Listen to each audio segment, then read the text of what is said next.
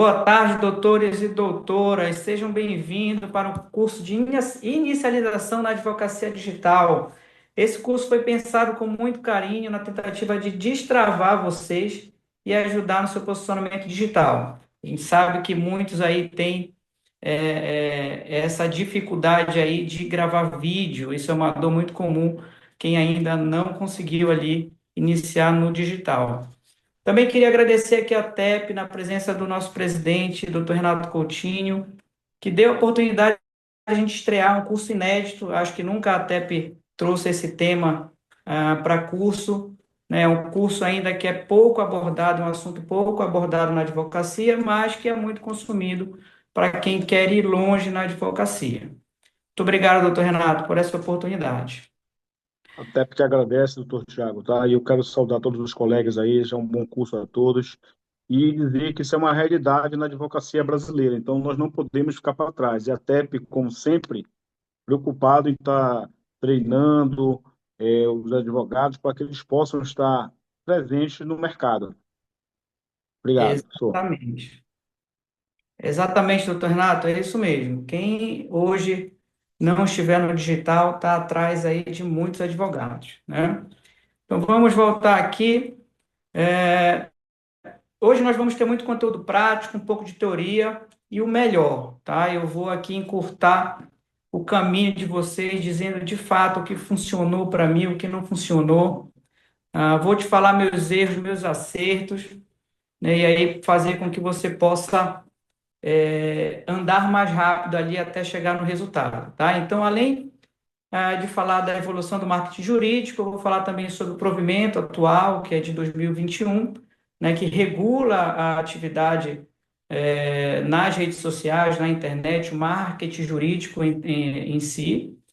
Então, as regras é regulada agora por esse provimento de 2021, nós vamos falar dele, o que pode, o que não pode, vou mostrar como iniciar na prática a advocacia digital, qual as redes sociais usar, qual é a estratégia que a gente vai utilizar para cada rede social, porque tem diferença de uma para outra, não é só gravar um conteúdo e espalhar em todas elas. Vou te ensinar ainda como fazer e ainda vamos falar um pouco como administrar o crescimento, o volume de clientes após o ingresso no digital, tá? Quando a gente começa ali a abordar a advocacia digital, começa a aparecer, o volume de clientes aumentam e a gente também tem uma segunda dor, né? Já me posicionei, já estou na internet, já está chegando ali os meus novos clientes. E agora, como é que eu vou entregar tudo isso de processo? Também é uma dor boa de se sentir, mas a gente vai conversar um pouquinho sobre isso também. Espero que vocês peguem muitos insights aqui nessa aula, tá? Eu fiz aí com bastante carinho para que vocês possam realmente ingressar aí na internet, tá? Podem ficar à vontade para perguntar no chat, tá certo? Eu paro, a gente conversa, ou no final de cada slide eu vou dar uma olhadinha no chat.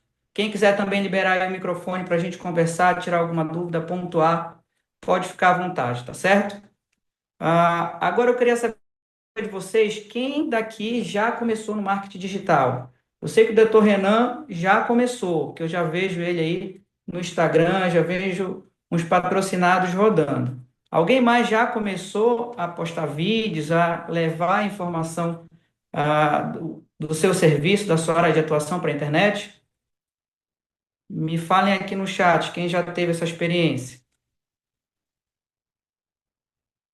Só o doutor Renan? Tá todo mundo ainda. Manda, pronto. Já tem um pessoal aqui que já começou aí a se aventurar na internet. Ó, tem gente também que ainda não começou, olha, já iniciamos. Bacana, muito bom. É bom saber que vocês já iniciaram. Isso já é um excelente pontapé aí. Olha, o doutor Renan falando aqui que está nadando sozinho nesse mar de oportunidade. Exatamente isso. Olha, ainda não, estou com vergonha. Vamos lá, é normal, tá? A gente vai aprender aí a gravar vídeo com estratégia e com o tempo, com prática, a gente vai perdendo aí essa vergonha para poder gravar vídeo, tá certo? Alguém aqui atua fora do estado? Alguém, através da internet, já começou a captar clientes de fora do estado? Doutora Isabel ainda não está também na internet, né? Olha, o Renan já está na internet, está em 8 estados, que maravilha. Daqui a pouco já domina todo o país. Então vamos lá, gente. Já conheço um pouquinho de vocês, já sei quem está na internet, quem não está, quem ainda já começou ali. Então vamos seguir aqui, vamos para a parte que interessa, tá? De início, eu vou me apresentar um pouco para quem não me conhece, tá? Eu sou doutor Tiago Veloso, advogado há 11 anos, advogado trabalhista há 11 anos. Durante esses 11 anos, passei 9 anos na minha advocacia trabalhando somente no off, né, o porta a porta, boca a boca, e desde 2024, fevereiro de 2024, eu comecei a me aventurar no digital. Né, naquele momento ali, eu percebi que a minha advocacia estava estagnada e estava procurando ali aonde conseguir mais clientes para o meu escritório. Então, eu me debrucei aí no mundo digital e desde então a minha vida mudou, a advocacia mudou e venho aí traçando esse caminho há 2 anos, tá? Sou pós-graduado em Direito Trabalhista e Previdenciário, membro da Comissão de Direito do Trabalho da OAB também. Vou falar um pouquinho do meu escritório aqui. Atualmente nós temos 2 escritórios, somos 15 colaboradores, temos aproximadamente um pouco mais de 2.500 processos distribuídos. É o escritório do Pará que tem mais avaliações 5 estrelas no Google. Já pesquisei de todo canto, não encontrei nenhum escritório com mais avaliações no Google Meu Negócio do que o nosso. A gente atende todo o Brasil. O digital me proporcionou nesses últimos 2 anos estender a minha advocacia e hoje nós estamos em todos os estados do Brasil. Temos trabalhadores aí atendidos em todos os estados. Já somamos mais de 30 milhões de views acumulados nas redes sociais, ou seja, mais de 30 milhões de pessoas já tiveram uma interação ou já receberam um vídeo meu ou por algum momento ali assistiu alguma live. Né? Quem diria que o advogado, aquele advogado que começou ali naquela salinha na frente do TRT, ia conseguir ser visto por tanta gente, tá? E estamos presentes em todas as grandes redes sociais, as principais, nós estamos presentes justamente fazendo esse trabalho aí no digital, buscando mais clientes, tentando escalar na advocacia, o que faz toda a diferença para um escritório, para um advogado. Então, vamos lá, vamos ao que interessa. Vamos iniciar aqui com um pouquinho de teoria, entender como foi que começou o marketing digital na área jurídica, como foi que se discutiu, qual foi o caminho que a gente percorreu até chegar aqui, tá? Lá atrás, né, quando eu me formei em 2014, tudo que a gente escutava, que eu escutava naquela época, era que a advocacia não era comércio, você não podia fazer propaganda, você não podia divulgar o seu trabalho, e era assim que a gente vivia naquela época. Então, como todos, seguia ali vivendo durante essa fase de publicidade restrita, né, com a esperança de que, com o tempo de trabalho, eu ia ter ali clientes e processos suficientes para ficar rico. Eu vou contar uma curiosidade para vocês. Logo quando eu me formei, alguém me falou assim: olha, o advogado, quando tem 10 anos de carreira, ele já está rico. E eu formei e comecei na minha advocacia tendo essa métrica de 10 anos, né? Mas mais para frente a gente vai chegar ali o que foi que aconteceu. Então vamos lá. O Estatuto da Advocacia foi criado em 1994, que trouxe essa publicidade restrita, né? Era muito limitado. Naquela época, em 1994, já existia a internet, mas ela era pouco acessada, porque não era popular, era muito caro ter um computador, era muito caro ter uma linha telefônica, mas ela já existia, e então a advocacia permanecia ali restrita como sempre. Era totalmente limitada, tinha uma profissão, a advocacia era vista como uma profissão nobre, com sabedoria elevada, mas acreditava que se o advogado fosse bem-sucedido, Pelo seu conhecimento, pela sua atuação, ele ia conseguir formar sua clientela, tá? Era quase uma proibição absoluta. Atuação na TV só de caráter informativo, rádio, jornal, qualquer outro meio de comunicação, a gente não podia estar lá falando do nosso trabalho, divulgando nossos resultados ou até mesmo chegando até para mais clientes, né? A única autorização que existia na época, como eu falei ainda há pouco, era informação, era publicidade informativa, tá? Havia um receio de transformar o advogado em um vendedor, para ver só como é a cultura, né, da história. Hoje, aqui no escritório, a gente, quando abre uma seleção aqui para o nosso setor comercial, a gente caça um advogado vendedor. E essa função, essa profissão aí, essa função de advogado, que também é o vendedor, ainda é muito escassa, tá? Então, naquela época não se imaginava que o advogado podia ser o vendedor. Hoje a realidade é totalmente diferente, tá? Seguindo na história, em 2015 chegou o Código de Ética e Disciplina trazendo normas mais definidas, ou seja, tirou aquela visão lá de 1994 e trouxe, já começou um pouquinho ali a falar da possibilidade da exposição do advogado, né? Em 2015, a gente ainda era muito recente, era tudo muito novo ainda, a rede social, então a OAB não conseguiu naquele momento trazer segurança jurídica para poder falar sobre marketing jurídico, para poder ali liberar um comportamento que até então não era permitido. Então, com o Código de Ética, eles trouxeram um regramento, mas ainda limitado. Seguindo aqui, vamos lá para a gente seguir aqui no tempo, na evolução. 94, Estatuto, 2015, Código de Ética, e agora a gente vai seguir o caminho das redes sociais durante esse período, tá? Em 1998 surgiu o Google, que é o site de maior relevância de busca, né? Onde conseguiu levar para todos os usuários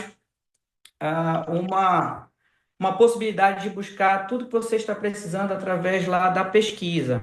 Já começou a mudar a advocacia em 1998, tá? Mas no meu ponto de vista, não foi nesse período que a gente teve esse avanço, né? Esse início. Mas, seguindo aqui, logo depois veio o LinkedIn, que é uma rede social que é utilizada até hoje. Hoje já é bastante utilizada, né? Mas os advogados utilizam como uma rede para procurar profissionais, para contratar ou para procurar emprego. E essa rede em específico tem aí um ouro aí que está escondido, muito advogado ainda não consegue explorar esse ouro, mas lá na frente a gente vai falar um pouquinho dela, tá bom? Seguindo aqui, em 2004, chegou o famoso Facebook, uma rede social que até virou filme, realmente foi um marco aqui na nossa era, na nossa história, aonde um cara pensou em reunir os dados de todo mundo em uma só plataforma, né? Então, ele tinha ali um mar de oportunidades. Ele criou uma plataforma onde todo mundo queria estar lá, todo mundo compartilhava ali os seus interesses, as suas amizades. Então, abriu um leque de possibilidades aqui, voltados para todo tipo de profissão, porque ali você conseguia chegar de fato. É a primeira vez que a gente conseguia chegar de fato depois do Orkut, tá? Não vou esquecer o Orkut, porque eu sou da época do Orkut também, mas trouxe o Facebook aqui porque realmente é o que a gente está até hoje, tá bom? Seguindo aí, em 2005, a gente tem aqui o YouTube, o surgimento do YouTube. O YouTube também é uma plataforma de busca, mas com resposta em vídeo, né? Hoje em dia o YouTube é uma plataforma que você faz a mesma forma de pesquisa do que o Google. Então, em 2005, eles trouxeram aí, surgiu o YouTube. No meu ponto de vista, na minha análise, foram as duas redes sociais que, de fato, marcaram aí a nossa evolução. Porque a gente vai ver que depois do Facebook, depois do YouTube, vieram outras redes sociais mais importantes que foram como uma atualização desses dois aqui, dessas duas grandes redes sociais, tá?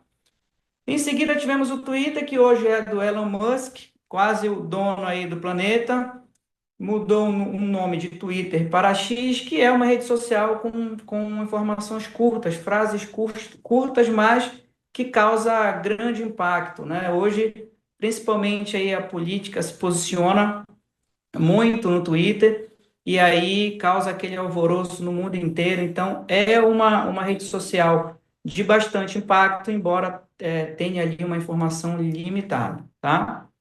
Depois de 4 anos, se consumiu muito Facebook, se consumiu muito YouTube, se consumiu muito Twitter, surgiu o Instagram, né, em 2010. Então, este ponto, esse marco na história, esse ano de 2010, foi um ano de fato que houve essa evolução, virou essa chave, não só na advocacia, tá? Mas em todas as outras funções, onde viram possibilidade de divulgar ali os seus produtos e os seus serviços, né? Foi como uma atualização do Facebook, que foi feito lá em 2004. E logo na sequência, a gente tem o TikTok, tá? Que é uma evolução do YouTube também. O TikTok foi uma febre quando lançou em 2018. Consumir e consome hoje o tempo de tela de muita gente ao redor do mundo. Então, começou em 2018, explodiu e até hoje ainda é um fenômeno. E por último aqui que eu trouxe para vocês foi Kawaii. O Kawaii foi uma rede que surgiu em 2011, tá um pouquinho mais ali para trás, mas de fato só veio à tona, só veio ganhar o mundo em 2019, que também é um formato muito parecido com o TikTok, né, que ele entrega, só que tem muita mudança de público entre um e outro, e isso a gente vai ver mais lá para frente.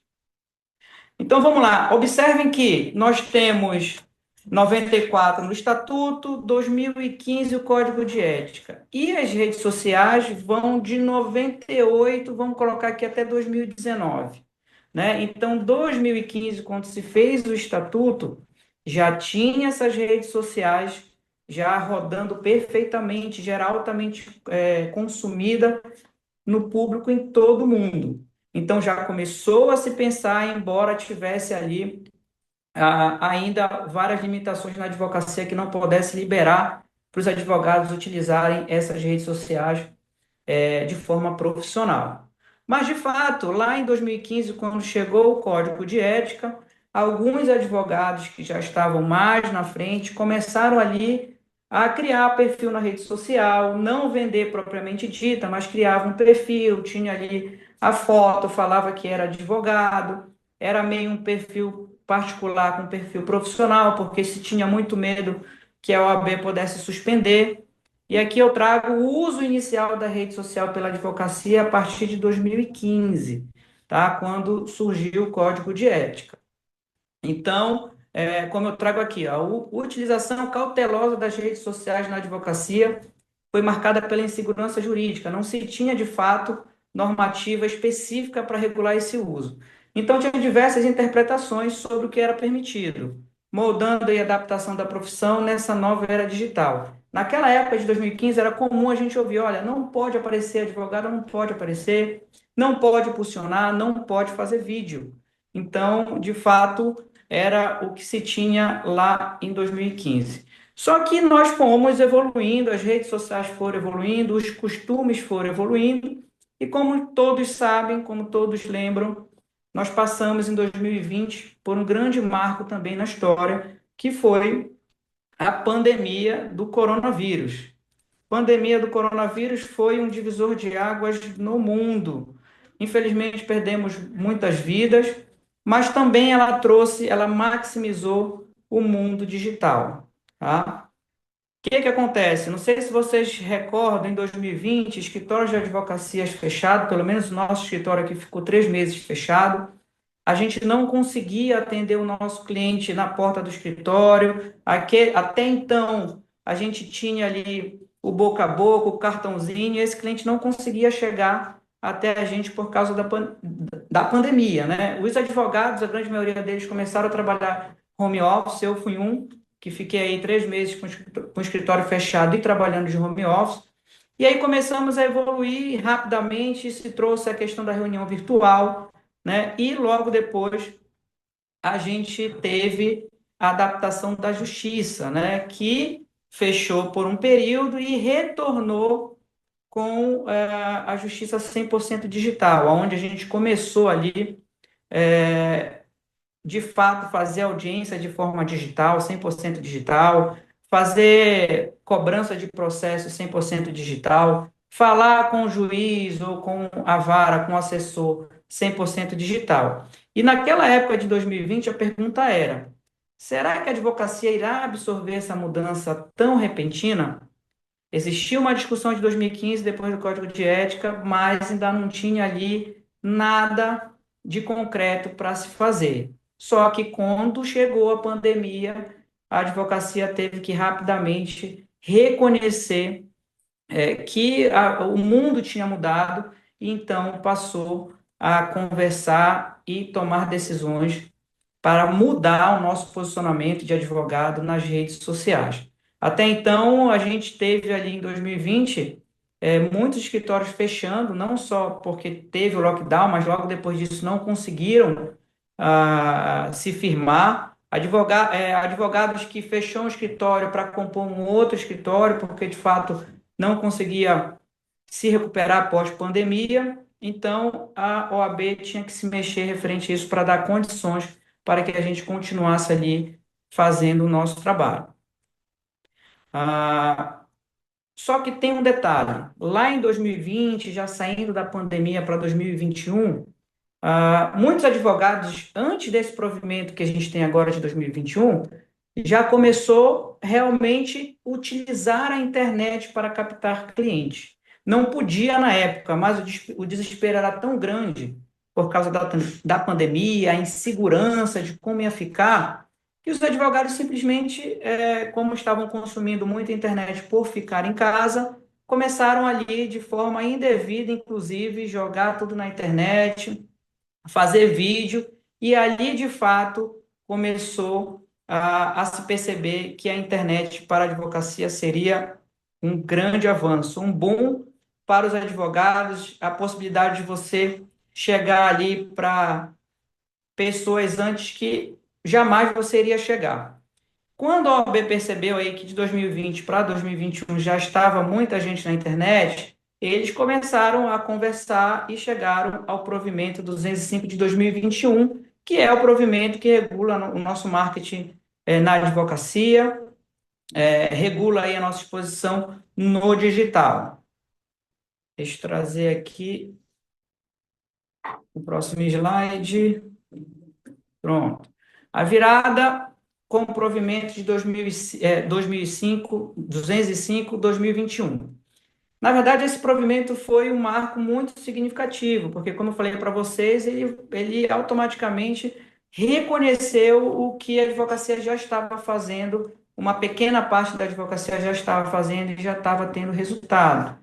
Então, eles trouxeram muitas mudanças, tá? Reconhecendo oficialmente o marketing jurídico e transformando a publicidade da advocacia brasileira. Tá? Então, foi autorizado o marketing jurídico, foi autorizado o marketing de conteúdo, o impulsionamento pago, que até então não era autorizado, que seria a busca ativa, e o uso estratégico das redes sociais. Então, de agosto de 2021, quando o provimento começou a, de fato, valer, já trouxe esse reconhecimento e esse mundo de possibilidades. Tá? Era uma mudança gigantesca lá na época, né? No modo de divulgar a advocacia. Então, mexeu com o mundo jurídico e o que antes a gente tinha que esperar os clientes baterem a nossa porta ou ligar para o nosso cartãozinho, passou a virar um mundo de possibilidades, porque a gente poderia chegar até na mão de qualquer pessoa que poderia ser o seu cliente, que pode ser o seu cliente. Então, foi de fato uma mudança gigantesca. E aí a gente começou a deixar a velha advocacia para trás. E eu digo que surgiu a nova advocacia. Queria eu ter percebido isso lá em 2021. Na verdade, quando a gente passou pela pandemia, eu lembro, eu acho que os doutores que passaram vão lembrar, quando começou as audiências no TRT, pós-pandemia, era tudo virtual e eu achava que isso não ia funcionar. Então, a gente precisava dizer lá no processo se a gente tinha condições técnicas de participar de uma audiência virtual. E eu lembro que nas minhas petições iniciais já ia no primeiro tópico, não tenho condições técnicas de fazer audiência virtual, porque para mim aquilo ali era impossível, né?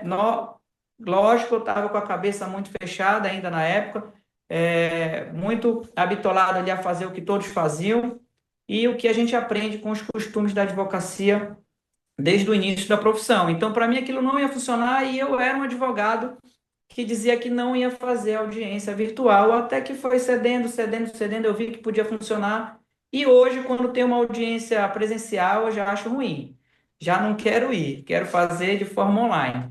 Então, consegui ali ver que de fato era realmente uma excelente possibilidade e percebi ali que de fato o mundo digital era o nosso novo. Ah, e aí a gente começou a ouvir aquelas frases naquela época, né? Olha, pessoal, a gente tem que ir para a internet. E aí a gente ainda tinha muita resistência, né? E a gente escutava, olha, quem não aparece não é lembrado, né? Então era muito esse tipo de frase que a gente escutou naquela época, que eu escutei naquela época, e dizia, não, eu vou gravar vídeo, nada disso, não, isso não existe. E os advogados que já estavam na frente falavam, ó, você tem que aparecer, você tem que marcar presença, quem não é visto não é lembrado. E aí começou de fato a advocacia a trabalhar essa parte digital e hoje essa frase evoluiu. E eu posso dizer que hoje essa frase é o seguinte: quem aparece sem ética não permanece, tá? Então, estar aparecendo é uma obrigação e o grande X da questão atual é aparecer com estratégia. E aí eu trago uma curiosidade aqui lá dos Estados Unidos. Estados Unidos, como sempre, é um país de primeiro mundo, como a gente chama, está muito além aqui da nossa realidade. E vou falar rapidamente aqui como foi que surgiu o marketing jurídico lá nos Estados Unidos.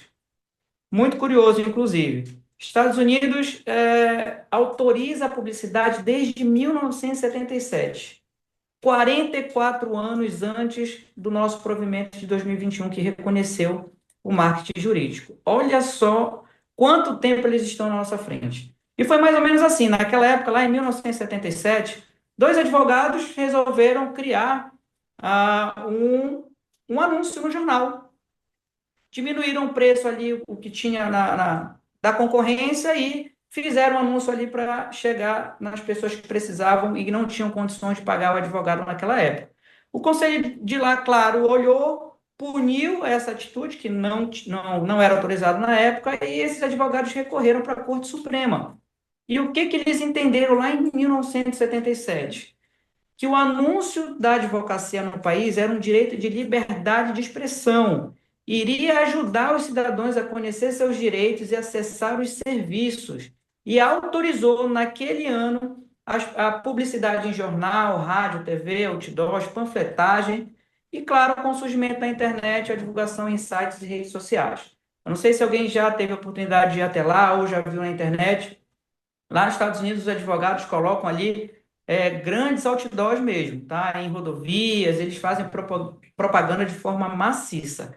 Então, a gente observa que os caras estão na nossa frente aí há 44 anos. Então, vamos lá, gente. Já foi um pouquinho de teoria, né? Vamos ao que interessa, doutores. Vamos para a prática. A gente já entendeu ali como foi que nós chegamos até nesse ponto aqui, até a autorização do nosso marketing jurídico. E eu venho trazer para vocês aqui na prática o que de fato mudou a partir de 2021.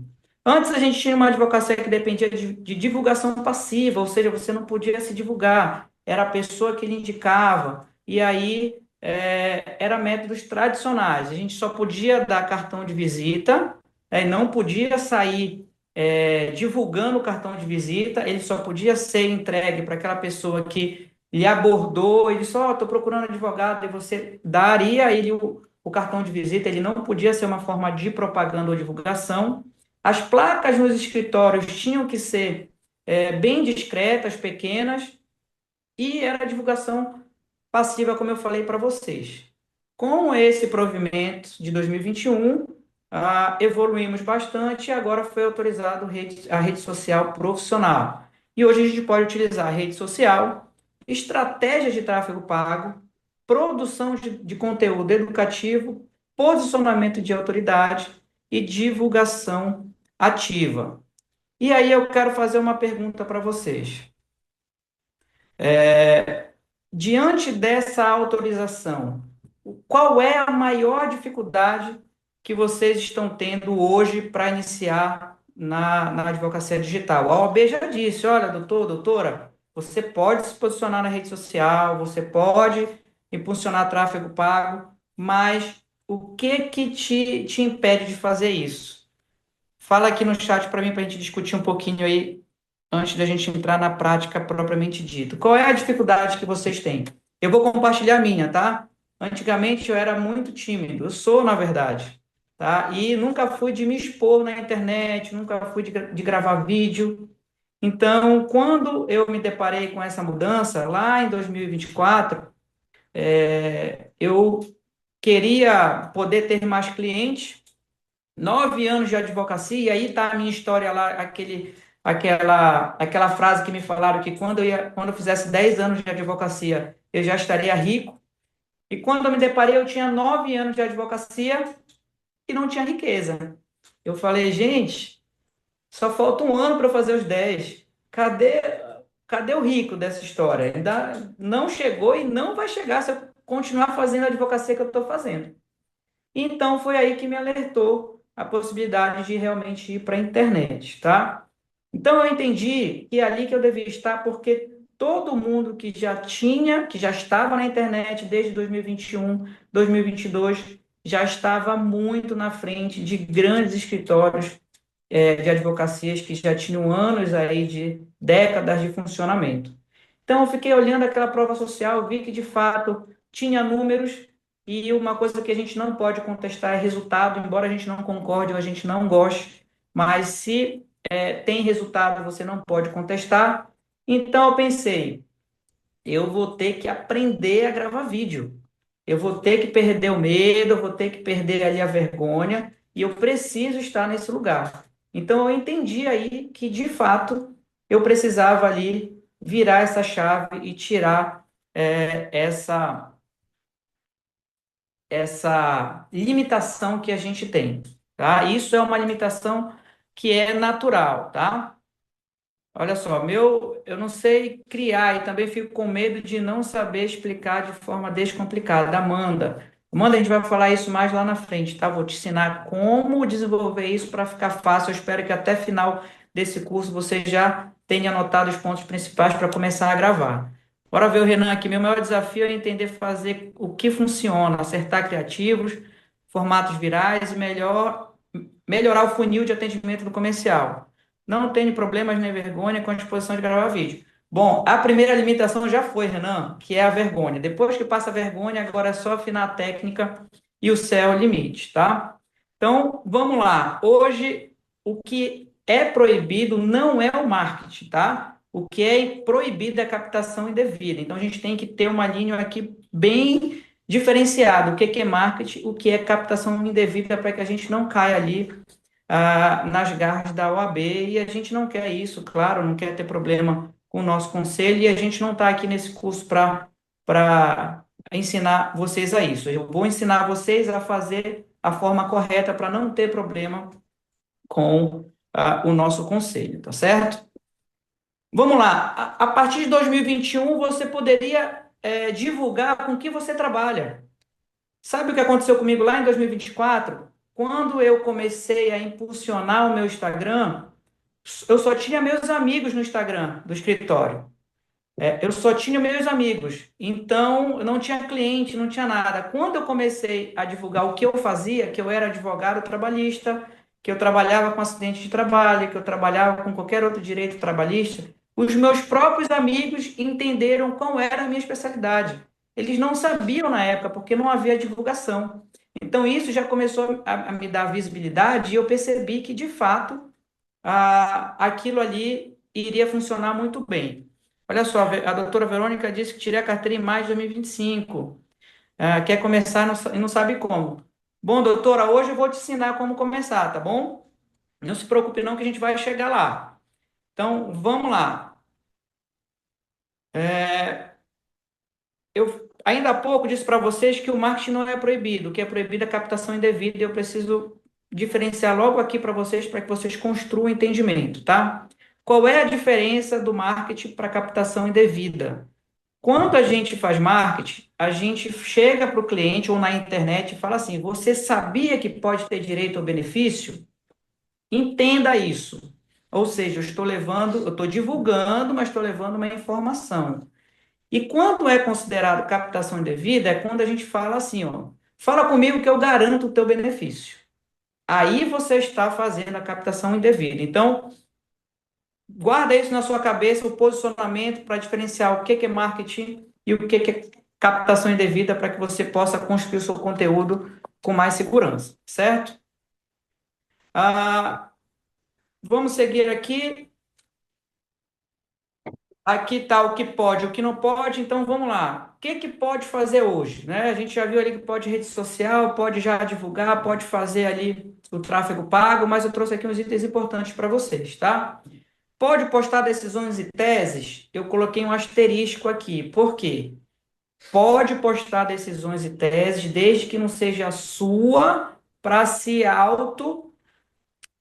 auto-vender ali, tá? Para que você não possa se beneficiar com aquela decisão. Por exemplo, tem uma tese que foi vinculada lá no TST, você pode trazer como divulgação. Você está falando do assunto, você está informando. Mas, por exemplo, eu tive um processo que ganhei uma tese, ganhei lá o que a gente estava pedindo, e aí eu vou trazer essa decisão para colocar no meu Instagram lá e dizer, olha, eu estou auto me promovendo, tá aqui, ó, meu escritório é muito bom, eu ganhei aqui esse processo e está aqui o resultado. Isso não pode fazer. Por isso que eu deixei um asterisco aqui para a gente ter atenção, tá? Participar de lives, isso é o hype do momento. Daqui a pouco a gente vai chegar lá. Não é só gravar vídeo, live hoje está entregando bastante, tá? Então a gente pode participar de live, desde que seja live informativa, tá? A gente pode filmar o escritório e aí a gente tem aqui uma linha também que a gente não pode ultrapassar, tá?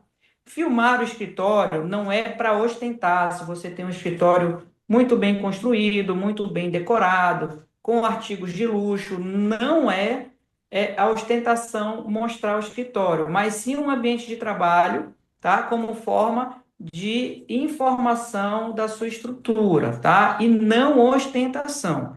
Só que aí a gente tem um ponto de interrogação, né? E aquele advogado que trabalha com cliente high ticket, dono de empresa, gente que realmente tem muito dinheiro e ele precisa mostrar ali no Instagram dele que ele usa um Rolex porque o cliente dele usa, que ele anda numa Ferrari porque o cliente dele tem uma Ferrari, que ele tem um escritório no maior prédio da cidade. Isso conecta com o público dele. Então tem que ter muito cuidado porque para outro público é ostentação. Então é uma linha muito delicada aí de interpretação quando se tem análise da OAB, tá certo? Pode filmar atendimento sem expor o cliente, pode colocar ali filmando por trás do cliente ou distorcendo ali a imagem do cliente, tá certo? Se aparecer o cliente, desde que ele autorize no vídeo, tá? E a gente pode fazer tráfego pago ativo, tráfego pago passivo, a gente vai entender isso mais para frente. A gente pode também dar brindes, e aí trago outro asterisco para vocês. O brinde, ele tem que ser direcionado especificamente para o seu cliente.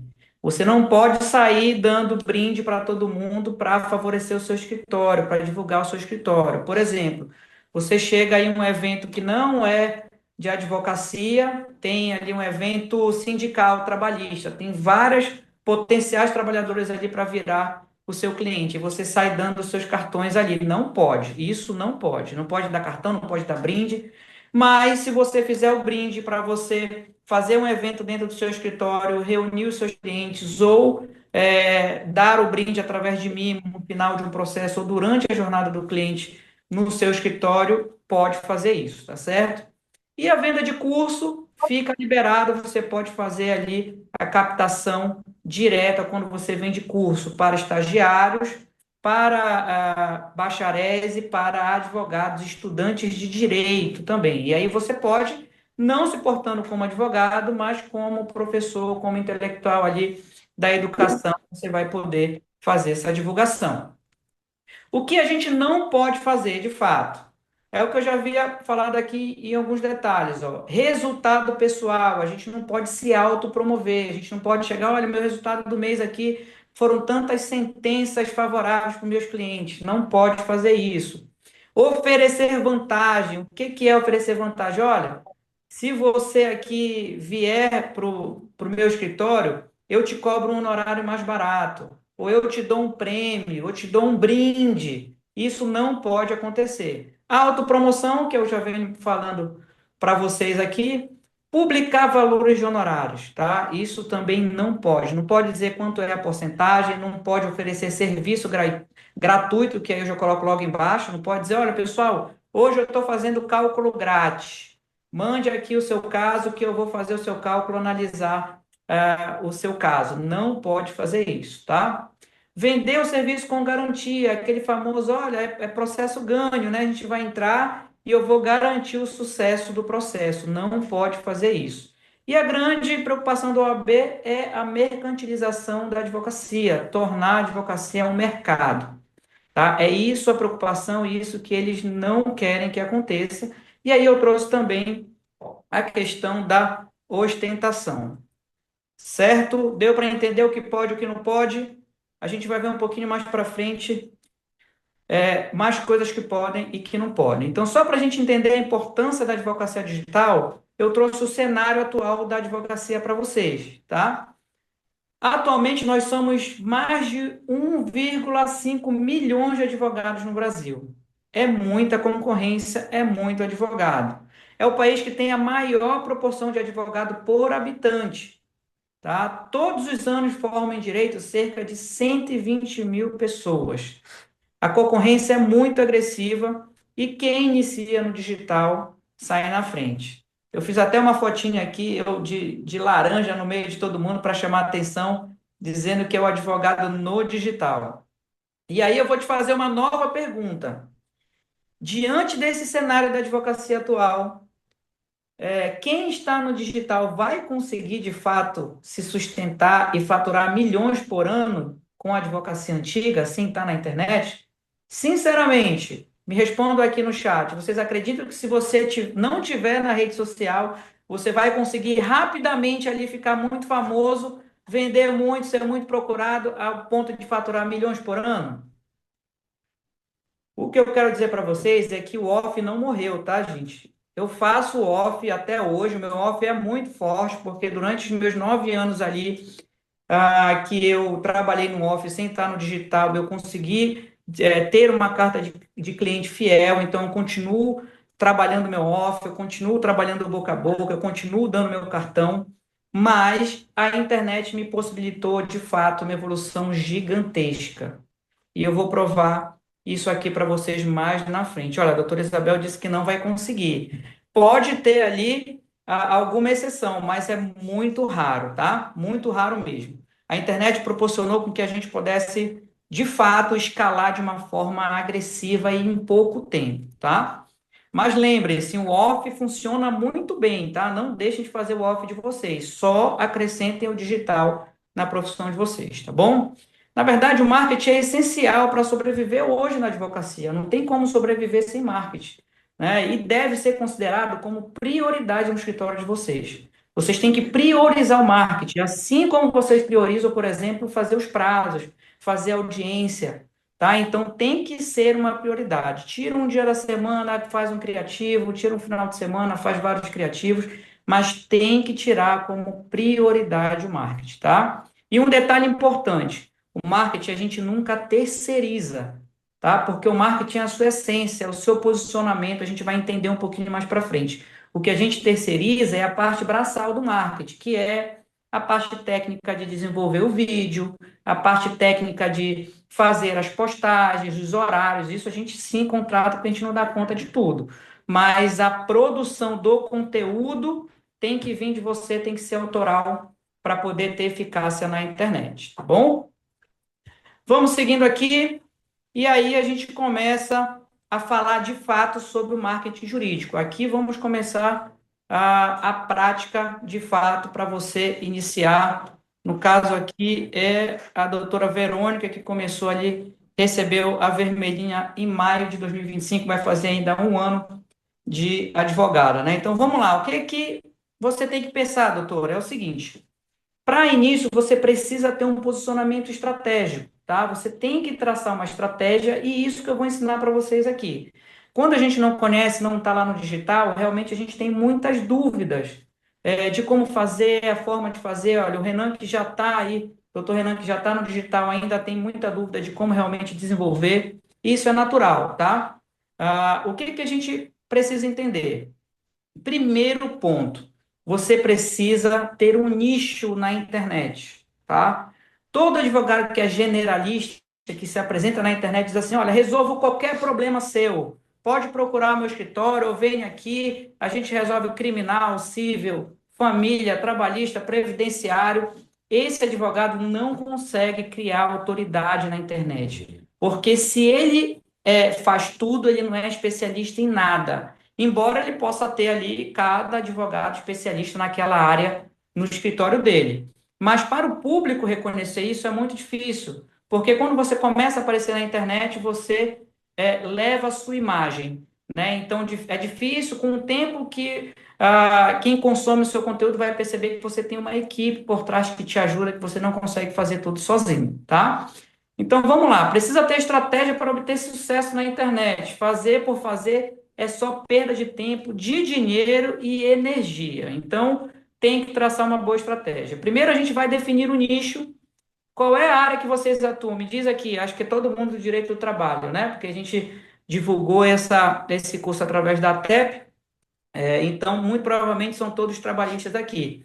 Mas essa aula serve para qualquer nicho, né? Para qualquer área, tá certo? Mas eu acredito que todos são trabalhistas, então vai ser mais fácil da gente se comunicar, tá? Então vamos lá, a gente vai primeiro definir o nicho que nós vamos atuar. Aqui no meu caso, olha, Verônica é imobiliário. Perfeito, Verônica. Perfeito, doutor. Então você vai se posicionar com a Camila do Prev. Pronto, que bom que tem mais áreas de atuação aqui e vai servir para todo mundo, tá? Vou contar para vocês o meu caso. Eu, claro, advogado trabalhista desde quando me formei, então eu escolhi aqui o meu nicho como direito do trabalho. E aí a gente tem que entender que no direito do trabalho, por exemplo, a gente existem dois lados, né? O lado do reclamante e o lado da reclamada, né? Quem ataca e quem se defende. Então a gente precisa aprofundar o nosso nicho, tá? No meu caso, eu aprofundei e comecei a atender exclusivamente só na internet reclamante, tá? Por que eu falei exclusivamente só na internet? Porque você precisa se posicionar em um único nicho na internet, mas no off você pode fazer todos os tipos de processo. Não tem problema. O que você não pode fazer é levar para o digital isso. Aqui eu faço previdenciário também, tá? Então, mas eu não divulgo previdenciário. Quando eu divulgo previdenciário, eu faço uma narrativa para o direito do trabalho voltado para o trabalhador e depois eu emendo com um gancho de previdenciário. Porque o meu público está acostumado a ver eu falando para ele o tempo inteiro sobre direito do trabalho. Então, se eu chegar para ele e falar ali, igual a doutora Verônica, de direito imobiliário, ele vai ficar confuso. Ele não vai conseguir construir uma autoridade comigo, né? Ele não vai se sentir seguro, por exemplo, em me contratar para fazer um caso de imobiliário para ele. Então, a gente precisa decidir no digital aonde a gente vai atacar. E tem um outro detalhe, tá? Se você puder aprofundar mais esse nicho, mais específico você fica e mais chances de ter destaque na internet você consegue ter. Por exemplo, nessa ideia do meu caso, posicionamento como de advogado trabalhista, voltadas para reclamante, e eu poderia, por exemplo, aqui fazer o meu escritório como somente trabalhadores bancários, né, que é um nicho de alto rendimento na justiça do trabalho. Então, eu iria falar só para bancários, eu ia me tornar um dos melhores advogados só no bancário e ia conseguir comunicar com mais clientes vindo do bancário, tá? Então, quando você faz isso, quando você afunila o nicho, você aumenta as chances. Você vai fazer um trabalho, vai demorar um pouquinho mais, mas quando você começar a colher os frutos do digital, você vai ter um grande fluxo de cliente somente ali sobre aquele determinado assunto. E claro, para você subnichar, você tem que decidir para um nicho rentável, né? Porque aí você não vai jogar um nicho, por exemplo, reconhecimento, ah, reconhecimento de vínculo. É um processo que naturalmente não tem tanto ganho financeiro no ramo trabalhista, mas se eu voltar para bancário são uma das ações mais rentáveis no direito do trabalho, tá? Então, quando você subnicha, você consegue aumentar ali a sua exposição e consegue atrair mais clientes específicos ali sobre aquele assunto, com grande chance de se tornar a pessoa um nome no seu estado, na sua região e até mesmo no país, tá certo? Isso só vale para posicionamento digital, tá bom, doutores?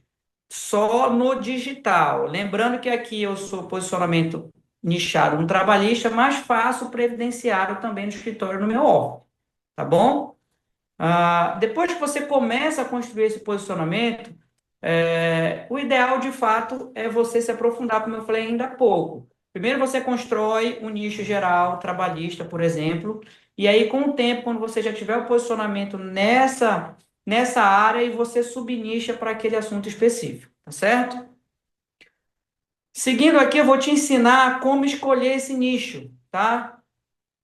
Tá, Thiago, tudo bem. Eu sei que eu preciso escolher imobiliário, preciso escolher prévio, mas é só isso. Como é que eu vou realmente filtrar esse subnicho? Como é que eu vou, de fato, chegar na melhor opção? E aí eu trouxe 4 perguntas que a gente deve se fazer para poder chegar na, na solução, na resolução de qual nicho escolher, tá? A primeira é: o que eu gosto de fazer? Em que eu gosto de advogar? Porque se você faz por gostar, fica muito fácil você vir aqui na internet, gravar um vídeo onde você se sente muito confortável em falar daquilo que você gosta. Então, já começa por aí. O assunto tem que ser prazeroso, tem que ter facilidade, tem que levar uma resolução muito fácil para o teu cliente. Você tem que ter ali aquela amplitude para solucionar esses problemas. Essa é a primeira pergunta. Logo depois tudo bem, eu gosto de fazer isso, mas dá resultado financeiro? Vamos dar um exemplo aqui: direito de trânsito. A gente logo imagina recorrer de multa, acidente de trânsito, talvez não tenha rentabilidade, é uma área que eu não vou ter um grande resultado financeiro. Depende. Se você tiver uma área com rentabilidade pequena, mas tiver volume, você consegue, de fato, ter essa rentabilidade, tá?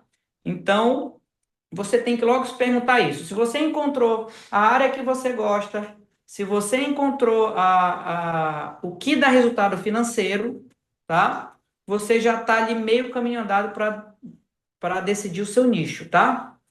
Existe também a pergunta de você pesquisar e se perguntar: existe esse serviço que eu vou oferecer na internet? Será que existe demanda? Será que eu vou encontrar o meu público lá? Por exemplo, o público de direito criminal é mais difícil na internet, embora aconteça, embora exista. Mas é um público mais difícil, porque exige ali o contato presencial, exige que você esteja ali, é, de fato, com o teu cliente. Mas tem muitos escritórios que também atuam no digital, na área criminal. Então, a gente faz uma pesquisa, verifica qual é, de fato, se esse nicho tem possibilidade de conseguir bastante cliente, e aí você já começa a direcionar esse nicho. E o último é se você tem experiência ou proximidade com seu público. se você de fato conhece o seu público, se você de fato sabe o que o teu público quer, se coloca no lugar do teu público, a gente já tem aí essas 4 perguntas para decidir o seu nicho, tá? A experiência é necessária para que você se conecte com o seu público. Você tem que se colocar no lugar dele e entender o que ele está procurando na internet. O que eu vou fazer que eu vou atrair ali a atenção do meu público? O que eu posso fazer para ser um advogado diferente? Então, você consegue ali delimitar qual é o nicho que você vai atuar, tá? Decidir o nicho de atuação, nós vamos ter 4 itens extremamente importantes para trabalhar no início, quando você inicia a advocacia digital, tá? O primeiro delas é a autoridade, tá? Você vai precisar construir autoridade. A autoridade, ela é um ponto extremamente importante, porque se você não constrói autoridade, o teu cliente não vai comprar o teu serviço, porque você não tem autoridade naquele assunto, você não mostrou algo importante que você faz ali no seu nicho. E eu trouxe aqui o exemplo, aqui nesse slide, entrevista, né? Quando você participa de entrevista, você tem que divulgar isso nas redes sociais, você tem que maximizar essa exposição, porque isso vai te trazer a autoridade, vai te ajudar ali a mostrar para o teu cliente, dizer, olha, doutora Camila deu entrevista lá no Liberal, então se ela foi lá, realmente ela é uma autoridade no que ela faz, no que ela fala. Além só de entrevistas em rádio, jornal, televisão, você tem que mostrar a sua atuação forte. O que é isso? Mostrar você nas audiências, mostrar você nas diligências, mostrar ali você quando vai fazer uma sustentação nos tribunais, que não é tão comum, não é todo advogado que faz, então já é um diferencial e mostra a autoridade, o teu público já vai analisar, vai dizer, olha, o dia que eu precisar, o doutor Renan, ele vai brigar até a última instância, ele vai lá para o tribunal, ele vai fazer sustentação oral, então ele me passa autoridade para poder comprar o serviço dele, tá? Doutor, não fui ainda em revista e jornal em canto nenhum. Passa autoridade na tua atuação diária, tá? A gente consegue construir autoridade com com esse dia a dia, mostrando ali para o cliente, para o possível cliente, para o teu público que você está ali a pronto emprego para encarar qualquer tipo de problema, para resolver o caso dele. Logo depois da autoridade, a gente tem aqui um ponto que eu quero falar um pouco com vocês, que é extremamente importante, tá? Que é a clareza. Não adianta você ter autoridade se você não tem clareza na hora de conectar com o teu público, tá? O que que acontece? Nós somos uma profissão que já nasce com ego, e bem grande. Médico, advogado, engenheiro e algumas outras profissões já vem de berço esse ego. Então a gente quer inventar e acha que vai chegar aqui e vai falar de lei, que vai falar, olha, conforme o artigo tal, de não sei o que, para tentar passar autoridade, conhecimento, e na verdade você não vai conseguir se comunicar com o seu público.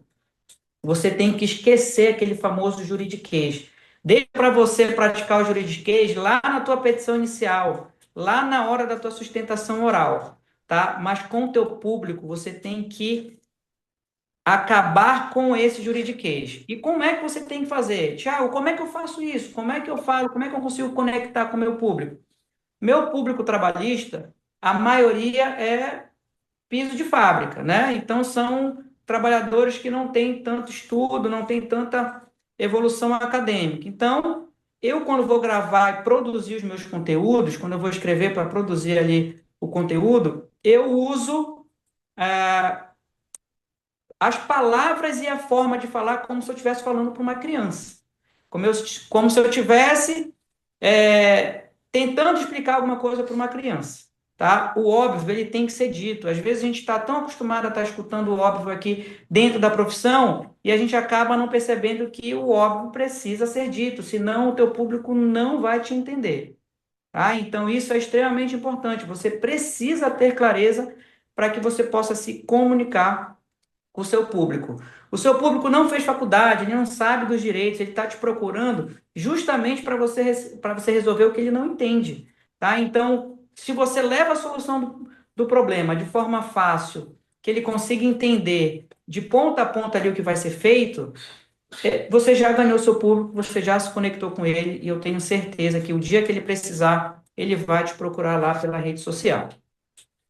Depois da clareza aqui, nós temos a constância, e aí é um ponto também muito difícil de se manter. Eu acho que para tudo, né, a constância, de fato, ela exige muita dedicação, muito tempo, então é muito difícil a gente se manter constante, mas a gente tem que entender que é necessário, na advocacia digital, se manter constante, tá? Você precisa postar todos os dias na sua rede social. Se você não posta, é um algoritmo que faz a entrega. Se você posta um dia, ele vai entregar. Se você não posta o outro, ele começa a entregar de quem está postando mais.